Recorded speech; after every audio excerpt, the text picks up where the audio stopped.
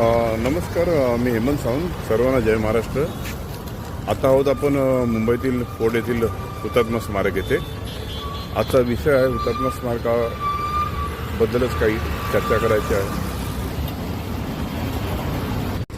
मुंबईचं संयुक्त महाराष्ट्र व्हावा याकरिता 107 हुतात्म्यांनी आपलं सर्वोच्च बलिदान दिलं. त्याने त्या हुतात्म्य स्वीकारलं आणि त्यांची स्मृती आणि त्यांना मानवंदना म्हणून आज हे स्मारक स्थापन करण्यात आलेलं आहे.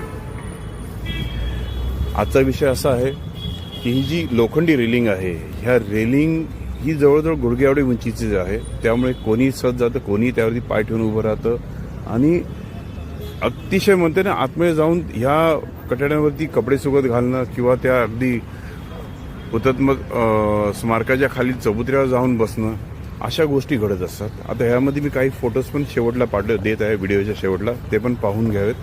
आता ही रेलिंग आहे आणि ही समोर फ्लोरा फाउंडेची रेलिंग आहे. किती सुंदर, सुबक आणि सुरक्षित आहे. ठीक आहे. ही एक माणसाच्या उंची एवढी आहे, जवळजवळ 5.5 फूट उंचीची आहे ती. तर अशी सुंदर, सुबक आणि सुरक्षित रेलिंग आपल्या हुतात्मा स्मारकासाठी यावी यासाठी सर्वांनी या चॅनलला सबस्क्राईब करा. कॉमेंट्समध्ये स्पेशली आपण सांगायचं की हां, हे गरजेचं आहे म्हणून.